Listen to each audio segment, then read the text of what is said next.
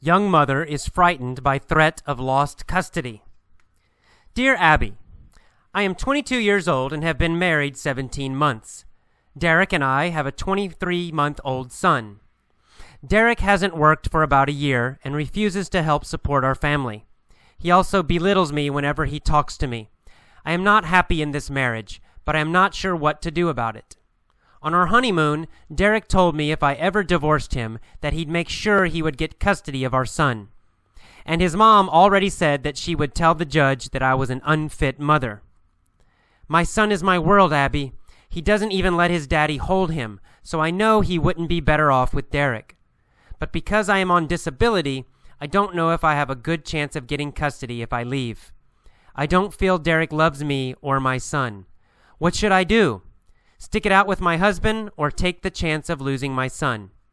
Signed, Trapped in New Hampshire. Welcome to the vocabulary lesson for the Dear Abby letter, Lost Custody. Let's get started. Young mother is frightened by threat of lost custody. To be frightened means to be scared. So frightened is the same as scared. If you say I'm frightened, it means I'm scared, or it means I'm afraid. Afraid, frightened, scared, all mean the same thing. And the word custody is important. Custody means ownership. It means to own a person. It really means you are the person responsible for someone else. Usually we use this with children. For example, if I say, I have custody of my son, it means I am the person responsible for my son. The government, the courts, the law says that I am the owner of my son, right? I have custody, that my son lives with me. So that's what it means. This woman, she's worried that her child, her son, she will lose custody. It means she thinks if she gets a divorce, her husband will get custody, meaning the son will live with him. He will have custody. Right? He will kind of own the child. The child will live with him. So she's worried that if she gets a divorce, the husband would get custody. She would lose her son. And then threat in the same sentence. She's frightened by the threat of lost custody. So this has not happened yet. A threat is something that seems dangerous. It means something that might hurt you. But it hasn't hurt you yet. Not yet, but it might hurt you. For example, if I have a gun and I point the gun at you, I have the gun, I'm yelling at you saying, I'm going to kill you. That is a threat, right? I have not hurt you yet. I have not killed you yet, but I'm saying I will. So it's a possible danger. It means someone could possibly hurt you. So her husband could possibly take the child. It's the threat of lost custody. All right, and then in the first paragraph of this letter, we have the word belittles, to belittle. She says her husband always belittles me, always belittles her. So to belittle means to insult and criticize. But in a really bad way. You try to make someone feel small. That's where the word comes from, belittle. It means you always putting them down, always saying bad things to them. So, for example, you're stupid, you're ugly, you'll never succeed, you're always going to fail, there's something wrong with you. Okay, I am belittling you, right? I am saying bad things to you to make you feel very small, make you feel weak. So it's a verb, to belittle, to make someone feel small by insulting them again and again. All right, in the second paragraph, we have the word unfit. She says the husband might tell the judge, might tell the government, that she is an unfit mother.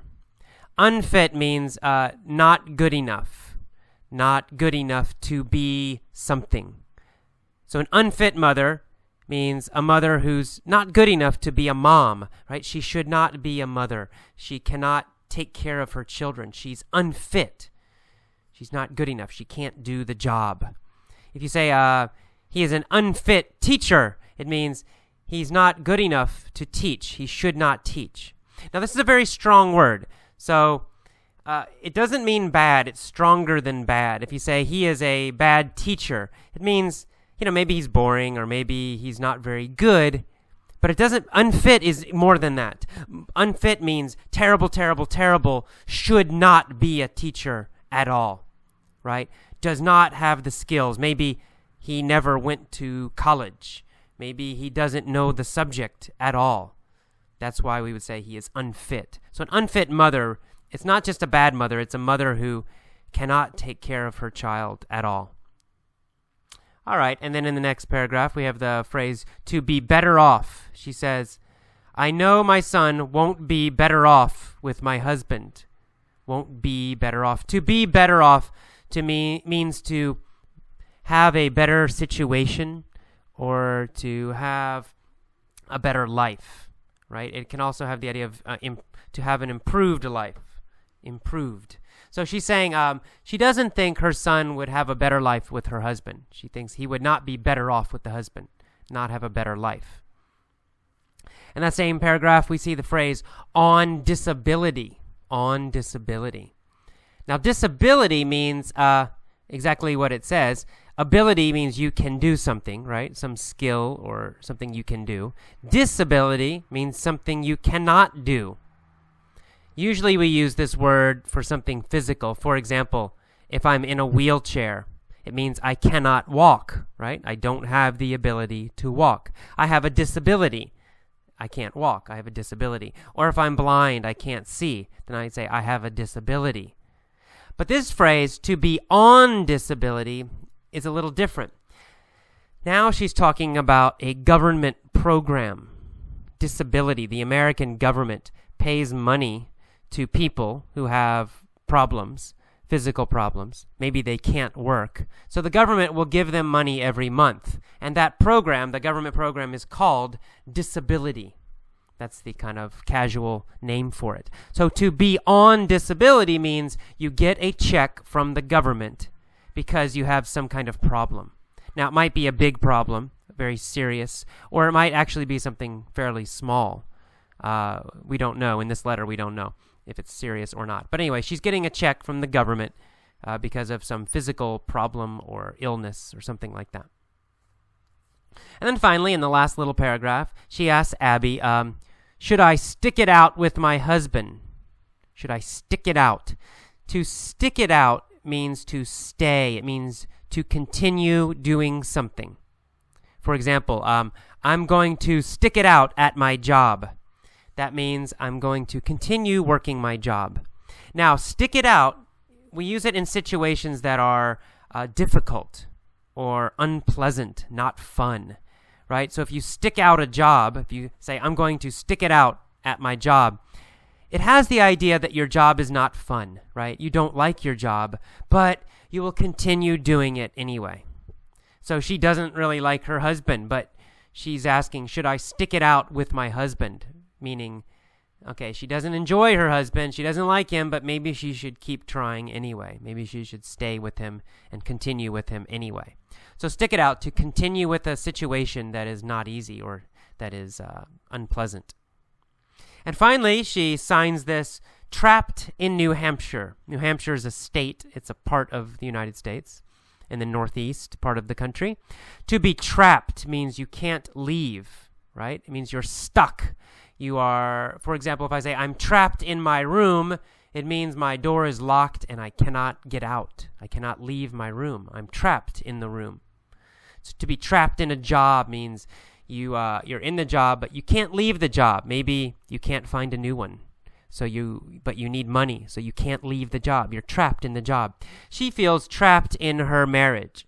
She doesn't like her husband. He's not a good guy, but she feels she can't leave because she's afraid to lose her son. So she feels like she can't leave the marriage. So that's why she signs it, trapped in New Hampshire. All right, that is all of the vocabulary for this little Dear Abby letter. Move on to the mini story next. Bye-bye.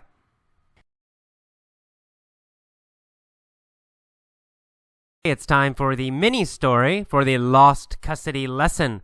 Let's get started right away. Here we go. Yuriko is unfit to be a student. Every day she comes to school late. Then she belittles the other students. When another student makes a mistake, Yuriko yells, "Are you stupid? Do you have a mental disability? What's wrong with you, you idiot?" One day, another student named Jinhua complains to AJ, the teacher. She says, "I'm frightened by Yuriko. I'm going to quit this class." The teacher says, "Stick it out, Jinhua. Don't worry. I will get rid of Yuriko. Then we will all be better off." The next day, AJ, the teacher, brings a gun to school. He points the gun at Yuriko and threatens her. He says, "Yuriko, if you come to my class again, I will kill you. Then I will take custody of your son, and I will beat him every day. So leave now." Yuriko is frightened by AJ's threat. She starts crying, and then she runs out of the class. The other students cheer, "Yay!" and everybody is happy. Okay, let's go again. Back to the beginning, this time with questions. Yuriko is unfit to be a student. Is Yuriko good enough to be a student? No, of course not. She's not. She's unfit to be a student. She cannot be a student. Why is she unfit to be a student? Well, because she comes late every day and she says bad, terrible things to other students. That's why she's unfit to be a student. Is Jinhua unfit to be a student? No. Jinhua is a very good student. She's fit to be a student. But Yuriko is unfit to be a student. Is Yuriko unfit to be a business person? Well, I don't know, but maybe she's okay. Maybe she can be a business person. But she's unfit to be a student. She might be fit to be a business person, but she's unfit to be a student. Who is unfit to be a student, Yuriko or Jinhua? Well, Yuriko is unfit to be a student. Who is unfit to be a student? Yuriko is unfit to be a student, right? She can't be a student because she's a very mean, terrible person. Every day she comes to school late. Then she belittles the other students. Does she insult the other students and say bad things? Yes, that's right, exactly. She belittles the other students. She says terrible things to them. "You're stupid. You're ugly. I don't like you. You're a horrible person." She says these things. She belittles the other students. Who belittles the other students? Well, Yuriko belittles the other students. Who does Yuriko belittle? Well, Yuriko belittles the other students. Does Yuriko belittle the teacher? No. She does not belittle the teacher. She does not insult him. She does not say terrible things to the teacher. She belittles the students. Does the teacher, AJ, does he belittle the students? No. AJ does not belittle the students. Who belittles the students? Well, Yuriko belittles the students, right? How does she belittle the students? Well, when another student makes a mistake, Yuriko yells, "Are you stupid? Do you have a mental disability? What's wrong with you, you idiot?" Does she ask the students if they are damaged, if their brain is damaged, something's wrong with their brain? Yeah, that's right, exactly. She says, "Do you have a mental disability?" It means, is your brain broken? Is your mind broken? Right? She says, "Do you have a mental disability?" Does she ask if they have a physical disability? No, she doesn't ask if they have a physical disability. Physical disability, maybe their legs don't work. Maybe their eyes don't work well. They can't see. That's not what she's asking. She asks if they have a mental disability, right? A brain disability, because they're so stupid. Does she ask other students if they have a mental disability? Yeah, that's right. She asks the other students if they have a mental disability. Does she ask the teacher if he has a mental disability? No, remember, she does not belittle the teacher, so she never asks the teacher if he has a mental disability. Who does she ask? Do you have a mental disability? Well, she says that to other students when they make a mistake. So it's very strong, right? Do you have a brain problem, something broken in your brain, a mental disability? She says, "What's wrong with you, you idiot?" Well, the students feel very bad. One day, another student named Jinhua complains to AJ, the teacher. She says, "AJ, I'm frightened by Yuriko." Does Yuriko scare her? Yes, that's exactly right. She's frightened by Yuriko. She's scared of Yuriko. She feels afraid. Does Jinhua feel very, very scared and afraid? Well, exactly right. She feels frightened, right? She's frightened by Yuriko. Is Jinhua frightened by AJ? No. She's not frightened by AJ. Who is she frightened by? Well, she's frightened by Yuriko. Why is she frightened by Yuriko? Well, she's scared of Yuriko. She's frightened by Yuriko because Yuriko says mean, terrible things. Yuriko belittles Jinhua every day. That's why she's frightened by Yuriko. Does Yuriko frighten all the students in the class? Well, yeah, that's right. Actually, she does. All the students are frightened by Yuriko. They're all frightened by Yuriko. Does Yuriko frighten the teacher? No, AJ's not afraid of Yuriko. He's not frightened by Yuriko. But Yuriko frightens everybody else. And anyway, Jinhua tells AJ, "I'm frightened by Yuriko and I'm going to quit this class." AJ says, "Jinhua, stick it out." Does AJ want Jinhua to quit the class? No. He wants her to continue with the class. He says, "Stick it out, Jinhua. Continue with the class, Jinhua." Does AJ want Jinhua to stick it out in English class?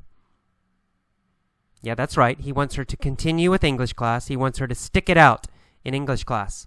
Does he want her to stick it out in science class? No. This is not a science class. He doesn't want her to stick it out in science class. He doesn't want her to continue with science. He wants her to stick it out in English class. Does AJ want Yuriko to stick it out? No. The opposite, actually. He does not want Yuriko to continue with the class. Who does he want to stick it out in class? Well, he wants Jinhua to stick it out, right? He likes Jinhua. He wants Jinhua to stick it out in class. He wants her to continue. He does not want Yuriko to stick it out. So he tells Jinhua, "Stick it out, Jinhua. Don't worry. I will get rid of Yuriko.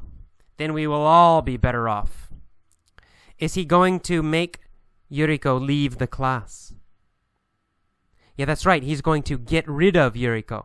He's going to make her leave. He's going to throw her away. He's going to push her out. Right? That's get rid of. Get rid of means to eliminate, to delete, to throw away. So he's going to get rid of Yuriko. Will he get rid of Jinhua? No. He wants Jinhua to stick it out. He will get rid of Yuriko. Why will he get rid of Yuriko? Well, because Yuriko is frightening the other students, right? That's why. After Yuriko leaves, he says, "Then we will all be better off." Will all the students have a better situation after Yuriko leaves? Yeah, that's exactly right. They'll be better off. They will have a better situation. Will the class improve after Yuriko leaves? Yes, that's exactly right. The class will be better off. The class will improve. Everyone will feel better. Everything will be better. They will be better off. They will improve and be happier after Yuriko leaves. Will the class be better off if Jinhua leaves? No. They won't be better off if Jinhua leaves. Jinhua's a great student. She's very nice. They'll be better off if Yuriko leaves. Will the class be better off if AJ leaves? Well, maybe, if maybe they need a better teacher. AJ's maybe not a good teacher. But, in general, no, they won't be better off if AJ leaves. They'll be better off if Yuriko leaves. Okay, so AJ says we'll all be better off after Yuriko leaves. The next day, AJ, the teacher, brings a gun to class because he's American and we all have guns. He points the gun at Yuriko and he says to Yuriko, he threatens her and he says, Yuriko, if you come to my class again, I will kill you. Then I will take custody of your son and beat him every day. Does AJ threaten Yuriko? Yeah, that's exactly right. AJ says he's going to hurt her. So he threatens her. He threatens Yuriko. Does AJ threaten Jinhua? No, AJ does not threaten Jinhua. AJ threatens Yuriko. Why does AJ threaten Yuriko? Well, he threatens her because he wants her to leave the class, right? He wants to frighten her. He wants her to leave the class. That's why he threatens her. And I'm using threaten as a verb here, right? This is a verb, to threaten. Does AJ threaten other students? No. He only threatens Yuriko. He only says he will hurt Yuriko. He says, Yuriko, if you come to my class again, I will kill you. Then I will take custody of your son and beat him every day. When AJ threatens Yuriko, what does he say? Well, he says he's going to kill her and take her son, take custody of her son, and then beat him every day. Will AJ take her son? Will he own her son? Yeah, that's right. He will take custody of her son. He will become the owner of her son. The government will say, AJ, you are now the official father, the legal father. So AJ will take custody of her son after Yuriko is killed. Why will AJ take custody of her son? Well, he will take her son. He will take custody of her son so he can beat him every day. Oh, AJ's such a nice guy. He says, I will take custody of your son and beat him every day. Will he take custody of her daughter? No, he will not take custody of her daughter. He will take custody of her son. Whose son will he take custody of? Well, he will take custody of Yuriko's son. Why will he take custody of Yuriko's son? Well, so he can beat him and so he can threaten her. Okay, so he says, leave now, or I will take custody of your son and kill you. Leave the class now and never come back. Yuriko is frightened by AJ's threat. Is Yuriko scared by what AJ says? Yes, she is. She's very frightened by AJ's threat. Is Yuriko frightened by AJ's compliment? No, of course not. AJ did not say something nice to her. That's a compliment. She's frightened by AJ's threat. What was AJ's threat?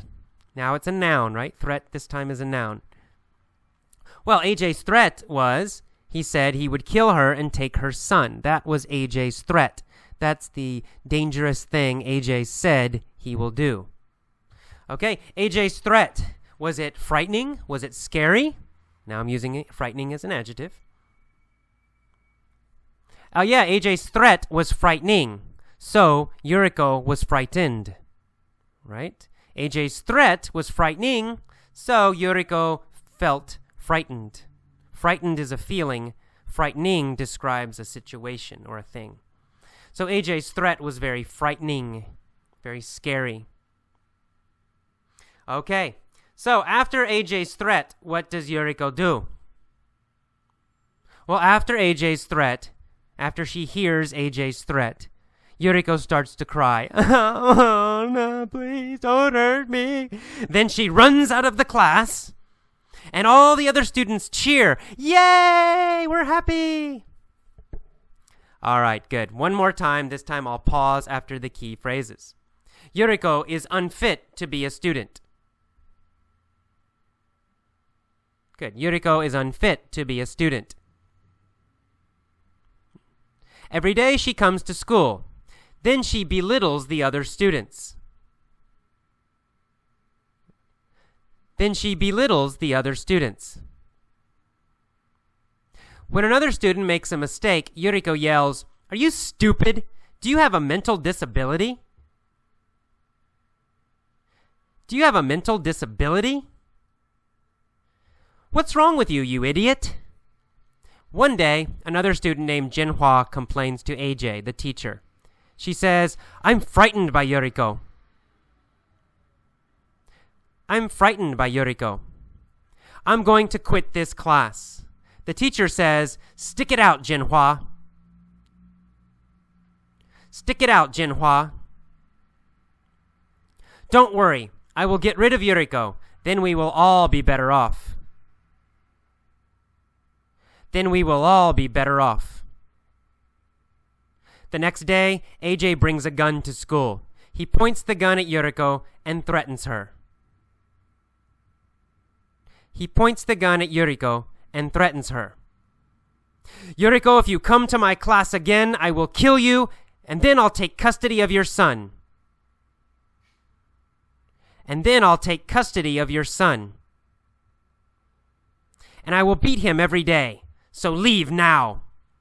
Yuriko is frightened by AJ's threat. Yuriko is frightened by AJ's threat. She starts crying and then runs out of the class. The other students cheer. Yay! Okay, that is the end of the mini-story. Please stop now and tell all of the story yourself using the correct phrases. Okay, bye-bye.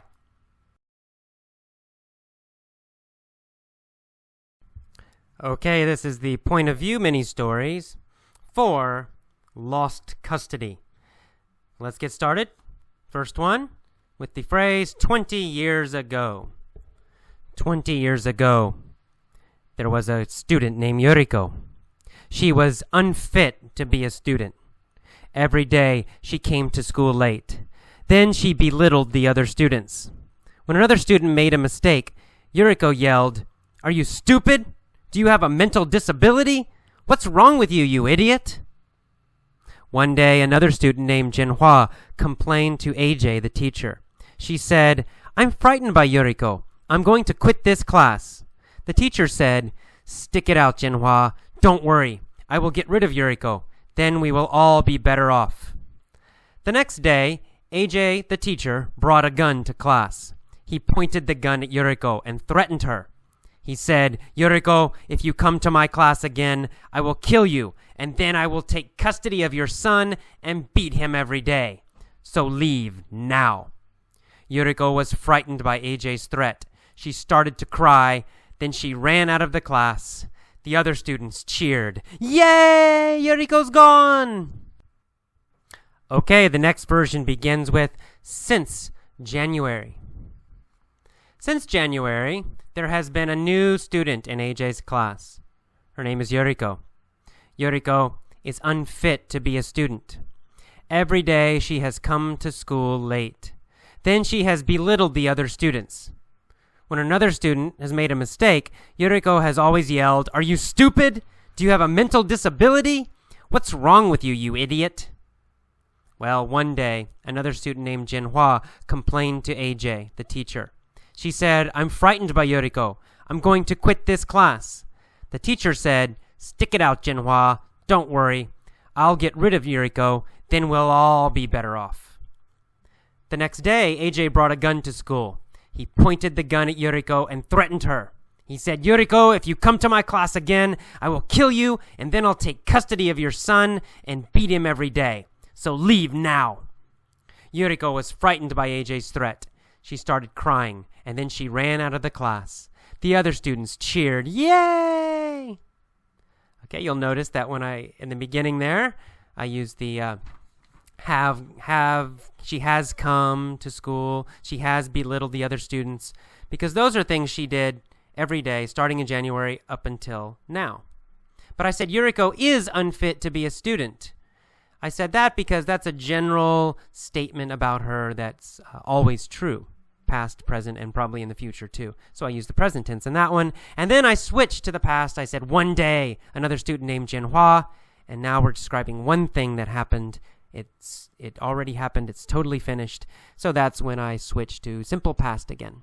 Don't worry. Don't think about the verb tenses. Don't think about the names, present, perfect, blah, blah, blah. Don't worry about that. Just listen for when I change. Try to get a feeling for when I'm changing. Okay, so listen carefully. That's your only job. Do not try to memorize the rules. Do not try to remember all those grammar rules. Just try to get a feeling for when I change the verb tenses. And maybe why do I do it? That's all. That's all you need to do. All right, next one. Let's go to the future. Back to the future. In 10 years, starting with in 10 years. Here we go. In the future, 10 years from now, in 10 years, there will be a class. And in the class, there will be a student named Yuriko. Yuriko will be unfit to be a student. Every day she'll come to class late. Then she'll belittle the other students. When another student makes a mistake, Yuriko will yell, "Are you stupid? Do you have a mental disability? What's wrong with you, you idiot?" Now, one day, another student named Jinhua will complain to the teacher, whose name is AJ. She'll say, "I'm frightened by Yuriko. I'm going to quit this class." The teacher will say, "Stick it out, Jinhua. Don't worry. I'll get rid of Yuriko. Then we'll all be better off." The next day, AJ will bring a gun to class. He'll point the gun at Yuriko and threaten her. "Yuriko, if you come to my class again, I'll kill you, and then I'll take custody of your son and beat him every day. So leave now." Yuriko will be frightened by AJ's threat. She'll start crying, and then she'll run out of the class. The other students will cheer, "Yay! Yuriko's gone, yay!" All right, that's all for the point of view stories. Please now go back, listen to the first one, then pause, and try to tell the first story yourself, beginning with 20 years ago. Try to tell all the story and use the correct verbs and the correct vocabulary. Then listen to the second one, starting with since January. Listen to it a few times and then pause and try to tell it yourself out loud, maybe alone in your room or something. And then finally, listen to the third one, beginning with in 10 years or 10 years from now, and try to tell that one yourself also. Okay, if you have trouble, if you can't remember exactly the words to say or you make a few mistakes, listen, just relax, okay? Relax. It takes a little time. The most important thing is to listen very carefully and to listen again and again and again until you are sleeping and dreaming about these stories. Then it will become automatic. So please relax about making mistakes. This is not a test, okay? In fact, you can only listen if you want to. If you want to, just listen. You don't need to try to tell the stories yourself. If it makes you feel stressed, if it makes you feel nervous or uncomfortable to pause and speak, then don't do it. Only tell the stories if you are relaxed about it, if you can do it and you don't worry, you don't feel nervous about making mistakes. If you feel nervous, just relax and listen only. That's fine. Okay, I'll see you next time. Bye-bye.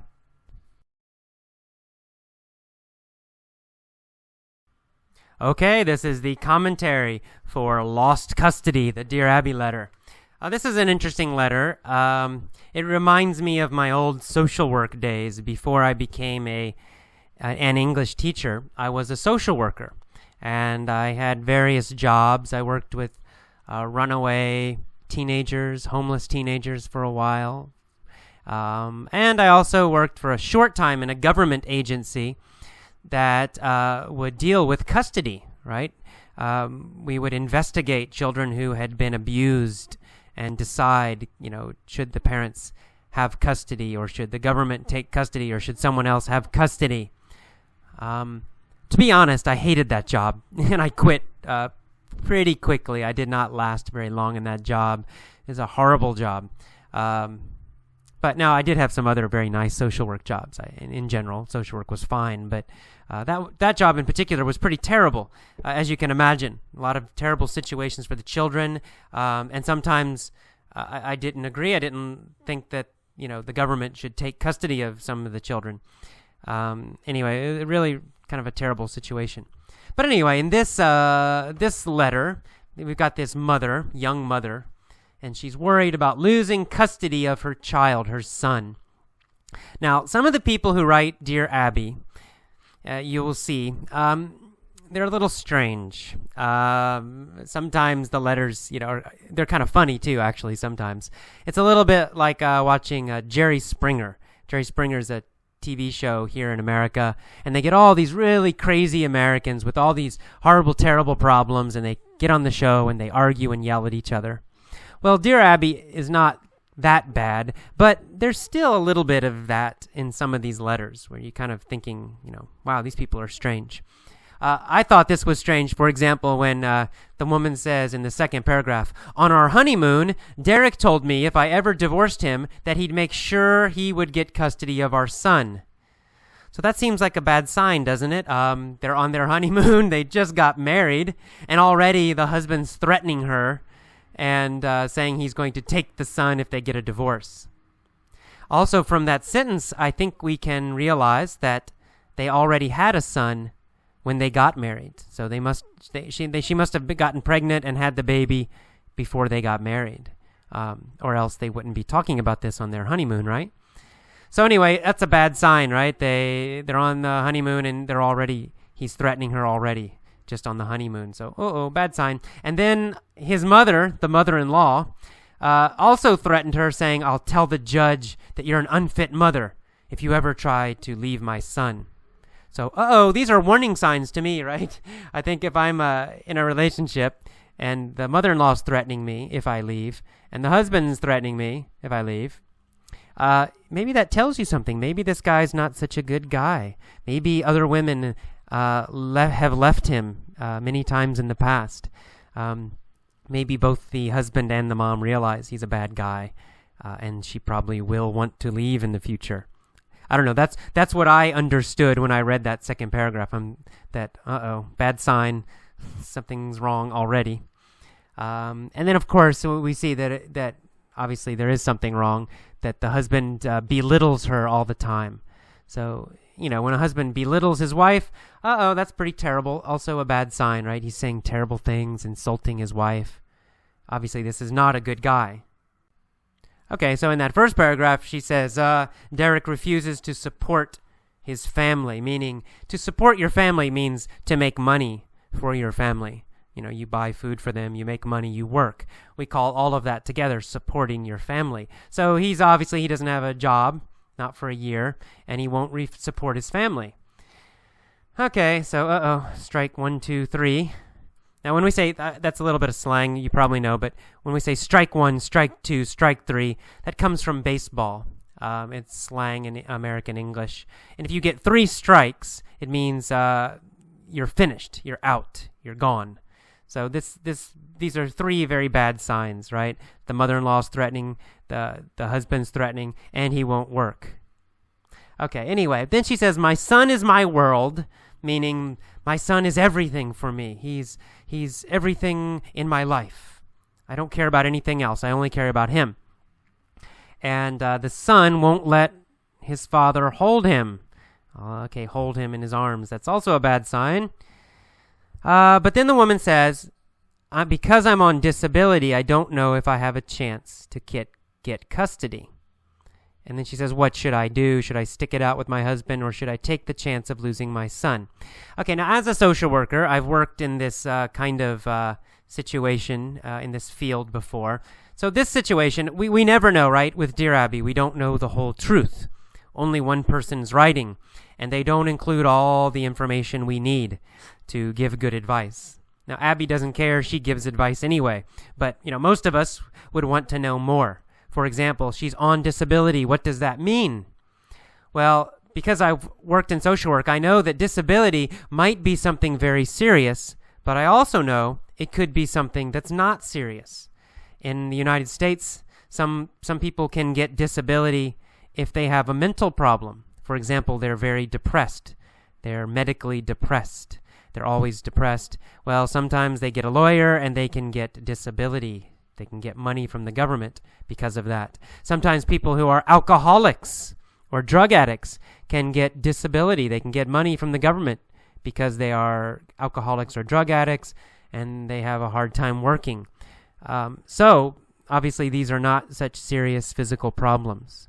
So this woman, we don't know. We have no idea. She might be in a wheelchair and can't walk, or she might be a former alcoholic. We really don't know what the disability is. And of course, it would be a big important point to know if she has disability because she has a mental problem that's very serious. Maybe she's not a fit mother. Maybe she would be an unfit mother. However, if she has some just physical problem, obviously it's no problem at all. She could easily get her son. So it's hard to know what to tell this woman, right? I would say in normal situations in the United States, the mother has an advantage with custody. When they go to court, if everything is generally equal, the mother has a better chance to keep custody of the child. Now, is this fair? I don't know. We talked about this in my class in San Francisco. Some people said, well, that's not fair. And I don't know, is it fair or not? But it's true. And I don't know, I guess this has historical reasons. People just have this idea that, well, mothers take care of children. They're better at taking care of children than fathers. Of course, that's not always true. But that is an idea that's in the United States and that is in the legal system, even in the courts, so that a mother often has an advantage against a father if they get a divorce and both want custody. The mother typically has an advantage. Now, many other things are important also.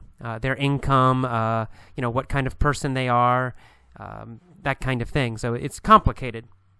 But anyway, since this guy sounds quite bad, he hasn't worked for a year, he obviously has some problems, probably this mother would get custody, unless she has a serious, mental problem. My guess is that if she went to court, she would get custody of the child. But anyway, but it's hard to know. We don't know the details. Well, okay, so, and then I guess I'll talk now a little bit about my social work background in general. When I worked in this field of custody, I worked for a place called the Department of Family and Children Services in Georgia, which Georgia is a state in the United States. Georgia's in the southeast, next to Florida. Atlanta is the big city in Georgia. And I got this job because I was desperate for money, to be honest. I had decided, in fact, to live in my car for a while. Now, I did this by choice. No one forced me to do it. And I could get a job if I wanted to, but I just decided I wanted to live very, very simply. So I lived in my van for a while, and I gave away all my stuff, all my possessions I gave away, except for just a few clothes and things. And I wanted to see if I could live very, very simply without much money. However, at some point, I had no money at all. And I decided, I better get a job. I better work a little bit, make some money. And I had a social work degree. I had a master's in social work. This was before I got a master's in teaching English.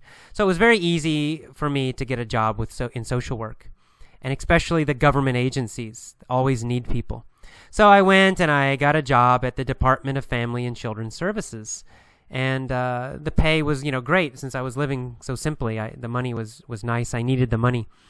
However, I quickly realized it was a very terrible organization. And the worst part for me was that the social workers, the workers, had such terrible attitudes about the people they were supposed to help. They thought they were stupid. They thought they were low-lifes, they would call them. Low-life means a very low-status person. So they just had terrible, terrible attitudes about these people they were supposed to help. And they would insult them and belittle them. Not directly to them. They wouldn't belittle them directly. But talking to each other, the social workers would laugh and tell jokes and belittle the poor people who would come in.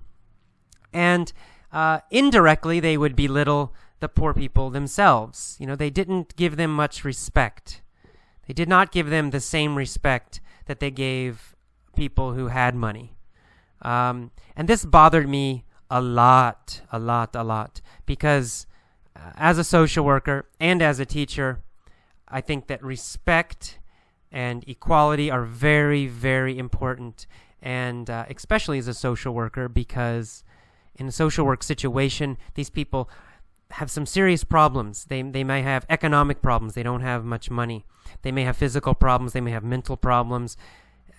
Anyway, they're in a weak position, and because they're in a weak position, it's easy to put yourself above them and treat them badly, which is what a lot of these social workers were doing. But it's wrong. It's wrong to do that, and I felt very strongly it was wrong, and that we had to try very hard to keep ourselves equal with them, treat them with the same exact respect we would treat anybody.